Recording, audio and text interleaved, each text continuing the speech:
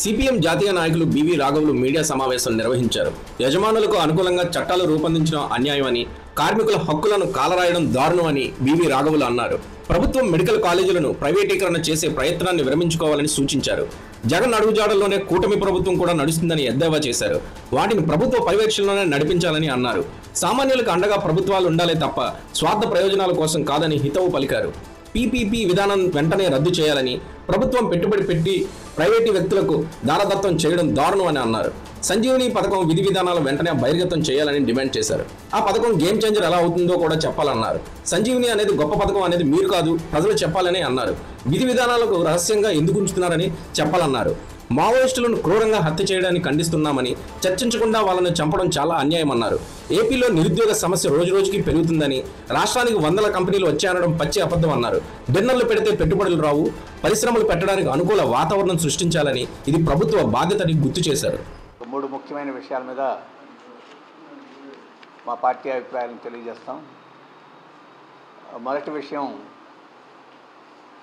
కేంద్ర ప్రభుత్వం 4 లేబర్ కోడ్లు, కార్మిక కోడ్లని అమలు జరిపడానికి నోటిఫికేషన్ ప్రకటించింది. మొదటిది వేతనాలకు సంబంధించిన కోడ్డు, రెండవది కార్మిక సంబంధాలు, ఇండస్ట్రియల్ రిలేషన్స్ సంబంధించిన కోడ్డు, మూడవది కార్మికుల యొక్క ఆరోగ్యం భద్రతకు సంబంధించిన కోడ్డు, నాలుగవది కార్మికుల యొక్క సోషల్ సెక్యూరిటీకి సంబంధించిన కోడ్డు. ఈ 4 ప్రకటించింది. వెంటనే అమల్లోకి తీసుకొస్తామని చెప్పేసి కూడా చెప్పింది.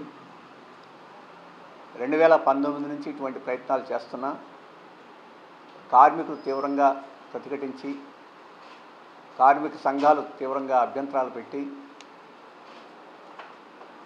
దాదాపు 5 సంవత్సరాల్లో 5 సార్లు దేశవ్యాప్త సమ్మెలు నిర్వహించి ప్రతిఘటించిన దాని మూలంగా ఇప్పటిదాకా అమల్లోకి తీసుకురాలేదు. బీహార్ ఎన్నికల సందర్భాన్ని అది పూర్తి చేసుకున్న తర్వాత, దానిలో విజయం సాధించిన తర్వాత ఈ మొత్తం వాతావరణంలో ఇప్పుడు ఈ లేబర్ కోడ్స్ని తీసుకొస్తే తనకు ఎదురుండదు, ప్రశ్నించే వాళ్ళు భయపడతారు, లేకపోతే వెనక్కి తగ్గుతారనే దుర్బుద్ధితోటి ఈ లేబర్ కోడ్స్ని ఇప్పుడు అమల్లోకి తీసుకురావడం ప్రారంభించింది.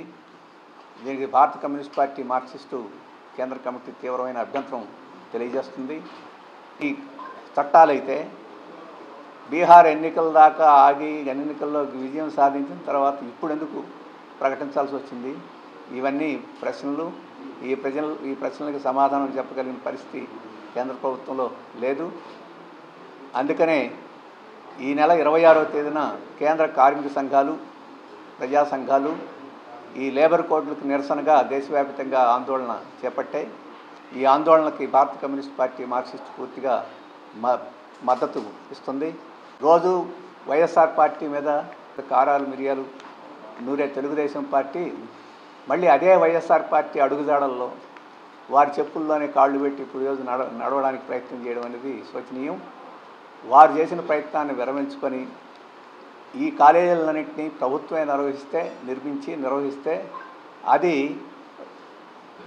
వైఎస్ఆర్ పార్టీ చేసిన తప్పులు సరిదిద్దడానికి పనికొచ్చిందిగా ప్రయత్నం చేసినట్టుగా ప్రజలు భావిస్తారు. కానీ అదే విధానాన్ని ఈ ప్రభుత్వం కొనసాగిస్తే వారికి వీరికి ఏమిటి తేడా అని చెప్పేసి మేము ప్రశ్నిస్తున్నాం. ఈ 10 కాలేజీల్లో 7 కాలేజీలు, దానికి అనుబంధ ఆసుపత్రులు, ఇవి వెనకబడిన ప్రాంతాల్లో, రాయలసీమ, ఉత్తరాంధ్ర వెనకబడిన ప్రాంతాల్లో ఇవి ఉన్నాయి. ఒక 3 మాత్రమే సాపేక్షంగా ఉండే కోస్తా ప్రాంతంలో బాపట్ల, అమలాపురం, ఈ ఇంకొక చోట 3 మాత్రమే ఈరోజు పాలకొల్లు, ఈ 3 మాత్రమే ఆంధ్ర ప్రాంతంలో ఉన్నాయి. కొద్దిగా అభివృద్ధి చెందిన ప్రాంతాలు ఉన్నాయి. మిగతా 7 వెనకబడిన ప్రాంతాల్లో ఉన్నాయి.